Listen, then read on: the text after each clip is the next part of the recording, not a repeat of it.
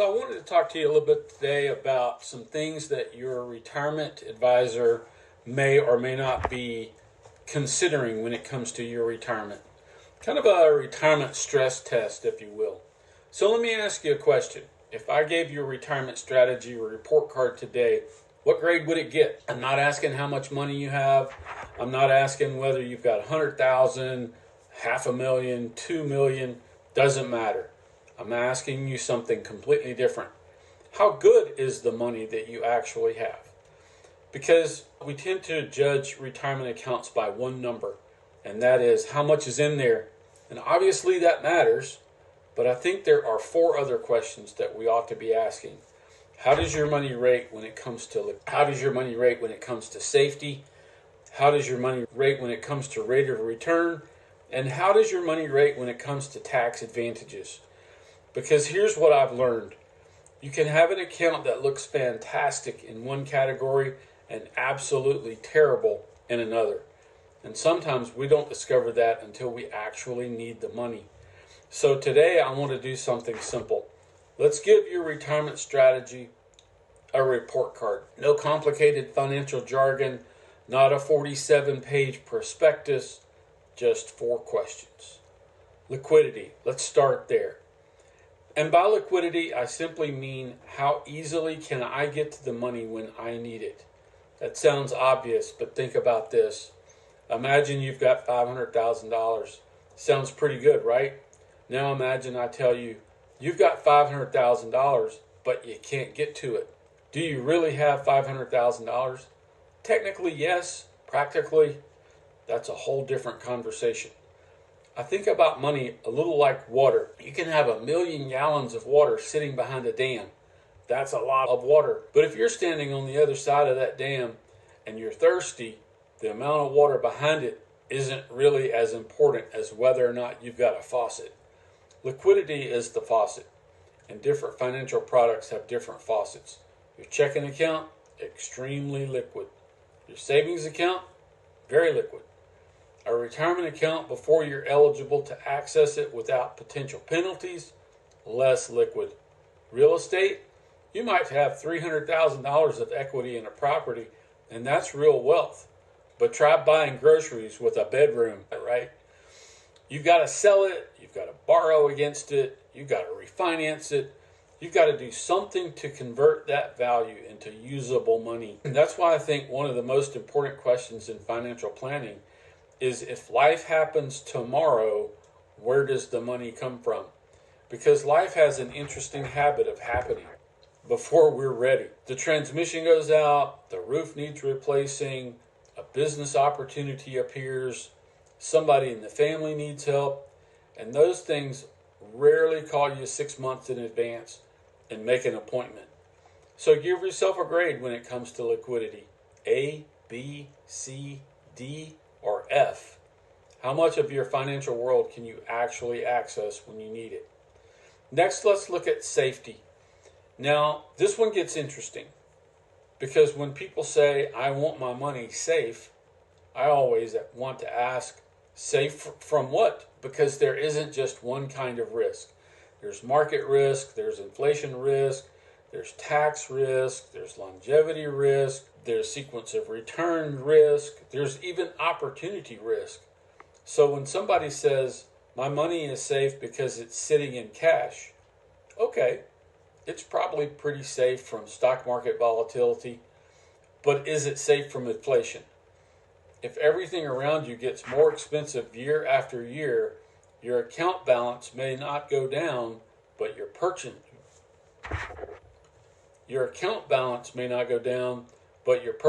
power sure does. On the other hand, somebody might say, I've got all my retirement money invested in the market. Okay, historically, markets have rewarded long-term investors. But what happens if you retire right before a major meltdown? That's where something called sequence of returns risk becomes important. Imagine two people, same amount of money, same average rate of return over retirement, but one experiences the bad years early and the other experiences them later. Those two people can end up with dramatically different outcomes if they're withdrawing money along the way. Why? Because averages don't necessarily tell you when the losses happened. Here's another way I like to explain it. Imagine you're driving from Georgia to California. I tell you, don't worry, your average speed for the trip is going to be 65 miles an hour. That's nice, but I'd still like to know whether we're planning to spend the first 6 hours sitting on the side of the interstate, right? The order matters. Retirement works the same way. When you're 35 and the market drops, you've potentially got decades to recover. When you're 67 and take an income from that account, the conversation changes. So when you evaluate safety, don't just ask, can I lose money? Ask, what risk is this money protecting me from? And what risk is it exposing me to? Now give your retirement strategy another grade. Safety.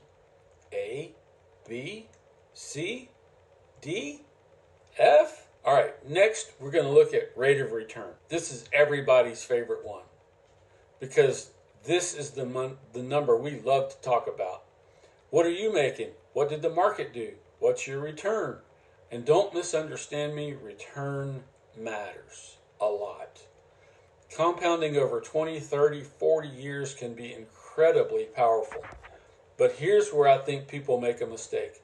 They focus on what's my rate of return instead of what's my real rate of return. Those aren't always the same number. Let's say somebody tells you, I averaged 8%. Great. Now let's start asking some questions. What did you pay in fees? What did inflation do? What taxes are eventually due? How much volatility did you have to accept to get that number? And perhaps most importantly, how much of that return do you actually get to keep? Because ultimately, you don't spend rates of return, you spend dollars. And preferably dollars you get to keep. Here's a silly example. Imagine I offered you 2 jobs. Job number 1 pays $100,000. Job number 2 pays $80,000. Most people would immediately say, give me the 100. Okay, but what if I tell you that after taxes, expenses, commuting costs, everything else, you get to keep $55,000 from the first job. Or you get to keep $65,000 from the second job. Now which job pays more? See, we're asking the wrong question. The question wasn't, what did I make? The question was, what did I get to keep? I think retirement planning observes the same conversation. Don't chase a return in isolation. Understand what you're getting and what you're giving up to get it. So give yourself another grade. Rate of return. Did you get an A, a B, a C, a D, or an F? All right. Lastly, let's talk about tax advantages. So this is the category that I think is most misunderstood. Taxes. And here's the problem. Most of us have been trained our entire lives to celebrate the account balance. You open a statement, it says $300,000. You say, I've got $300,000. Maybe. But let me tell you a story. Suppose you and I buy a business together. The business grows to $1 million. We're celebrating. And then you ask me, Glenn, how much of this company do you own? And I say, we don't really know yet. You'd probably look at me funny. What do you mean you don't know? And I'd say, I've got this partner. He gets to decide later what percentage of the business he wants. And you'd say, that's a terrible partnership, right? Think about some retirement accounts. You put money in today, you might receive a tax benefit. The money grows tax deferred. But when you take taxable distributions later, future tax rules help determine how much you actually keep. And here's my question. Do you know what the tax rates will be 10, 20, 30 years from now? I don't. Nobody does. That's why I talk so much about what I call tax now, tax later, tax never. These are 3 buckets where you can potentially position money. Tax now, that's your CDs, savings accounts, things like that, and mutual funds, Ally, Robinhood. You put money in there that you've already paid the taxes on. But guess what? You're going to owe taxes on the growth, tax later. These are accounts where you might receive a tax advantage today, but distributions can create taxable income later. Traditional 401ks, traditional IRAs, your 403bs, 457s, TSPs, all of those kinds of tax deferred accounts, right? But when's the last time you deferred a bill and it was cheaper? To think about that. So tax never, that's the bucket everybody likes the sound of, but very few people know actually exists. Those are strategies where, when properly structured and when the rules are followed, money may potentially be accessed on a tax advantage or tax-free basis. Roth accounts are one example under current tax rules. Cash value life insurance, things like that. Certain properly designed life insurance strategies can also potentially provide tax-advantaged access through withdrawals in policy loans, subject to how the policy is structured and maintained. Here's the point. I'm not saying put everything in one bucket. Actually, I'm saying almost the opposite. Why wouldn't we want options? Because if tax rates are favorable in retirement, maybe we use one bucket. If tax rates are higher, maybe we use another. That's called tax diversification. And to me, that's powerful. Because retirement planning shouldn't just be about accumulating money. It should also about creating choices. So give yourself another grade on tax advantages. Did you get an A, a B, C, D, maybe an F? So here's where it gets interesting. You've got 4 grades: liquidity, safety, rate of return, and tax advantages.